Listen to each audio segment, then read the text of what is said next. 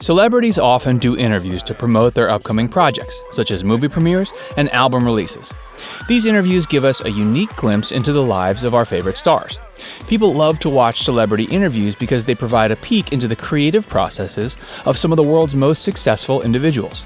And for better or for worse, they also reveal the true personalities of the biggest names in entertainment. Most celebrities are natural performers. They're used to being in the public eye and are therefore well-spoken and well-behaved on camera. That's why interviews with celebrities like Tom Hanks are so enjoyable to watch. In fact, Tom Hanks has been called the nicest guy in show business due to his comforting and genuine personality. Let me get this straight. That means I've gone off. I've gone off the deep end. But not all celebrities are as calm and collected as you'd expect. There are plenty of instances of celebrities taking things too far in their interviews. I mean, who can forget the interview where Drew Barrymore flashed David Letterman on The Late Show? But that's exactly why we watch celebrity interviews. Their actions and reactions can be raw and surprising, revealing a part of their nature that is not usually seen. With each interview, we get to know these stars a little bit more. Unfortunately, not every interview goes as planned, and the ones that go wrong tend to be most revealing and the most memorable. Facts First presents Top 10 Celebrity Interviews Gone Wrong. Before we get into the list, make sure to subscribe to the channel and click the notification bell. Don't worry, we won't move on until you do.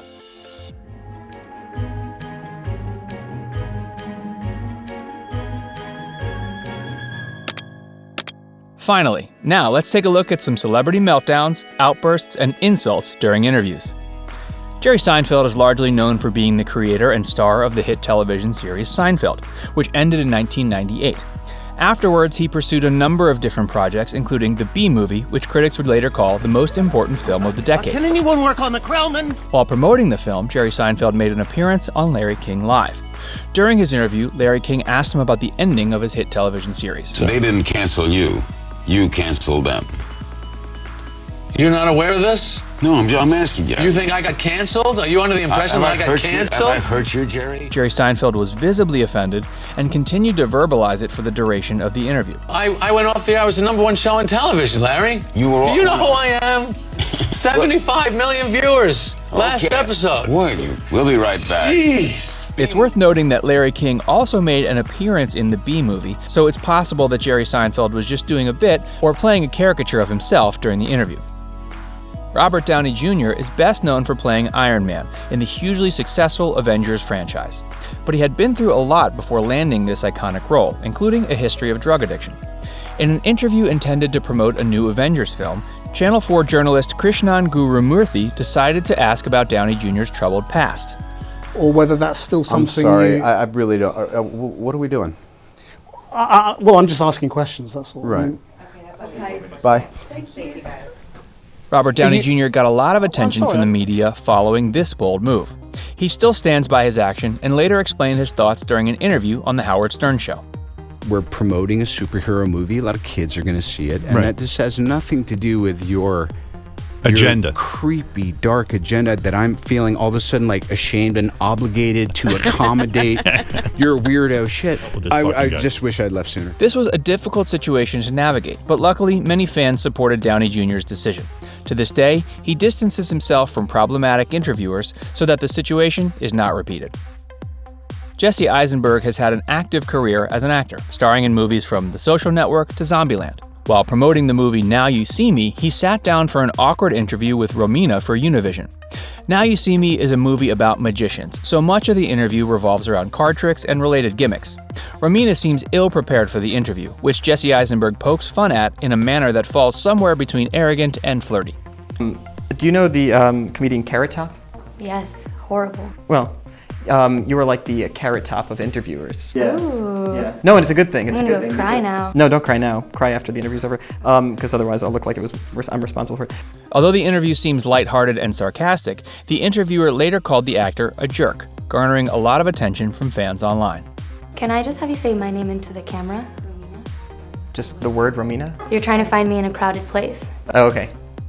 Romina. I would never hear you. The thing is, I actually didn't want to find you. I was actually hoping to stay alone. Tom Cruise is one of the most well-known actors of our generation. With roles in films from Top Gun to Mission Impossible, it's safe to say he's a household name.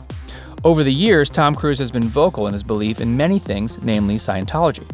In an interview on The Today Show, Matt Lauer began asking Tom Cruise about these beliefs. Then the conversation takes a heated turn to the subject of psychiatry and antidepressants.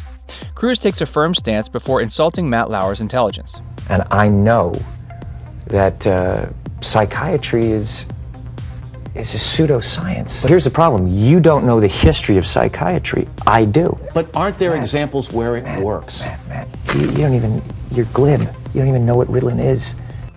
Matt Lauer finishes the interview respectfully, but Tom Cruise has long made his point and shown his eccentricity. Quentin Tarantino has formed a movie genre of his own, developing a cult following for his unique style of movie making. This acclaimed director is behind movies like Pulp Fiction, Django Unchained, and Once Upon a Time in Hollywood. Tarantino had the pleasure of sitting down with the same interviewer as Robert Downey Jr., with the intention of discussing his newest film. The interviewer asks him about the use of violence in his films, which have become a recurring theme in his library of work.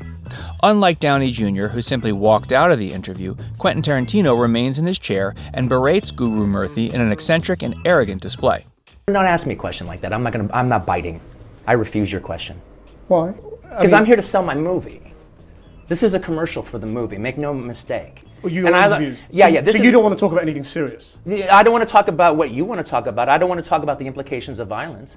I haven't wanted. Because the reason I don't want to talk about it because I've said everything I have to say about it. If anyone cares what I have to say about it, they can Google me and they can look for 20 years what I have to say about it. I haven't changed my opinion one iota. Mike Tyson has had a successful career as a boxer, becoming one of the winningest heavyweight boxers in history. He's earned many nicknames and titles throughout his career and has been described as the most ferocious fighter to step into the ring.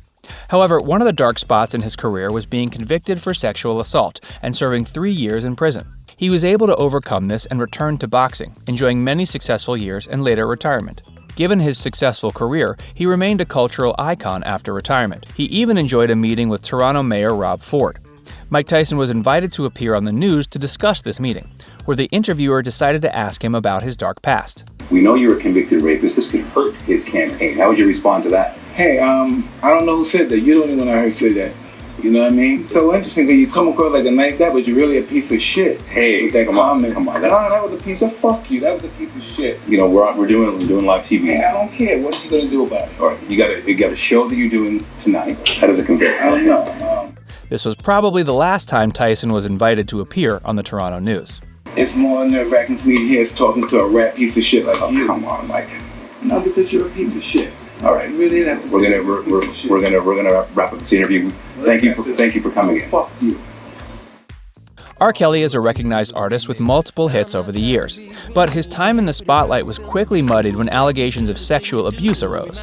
These allegations continued for many years until he was officially indicted in 2019. Before all this, however, he sat down for an interview with Gayle King in an effort to clear the allegations against him. I didn't do this stuff. This is not me. I'm fighting for my life. Y'all killing me with this.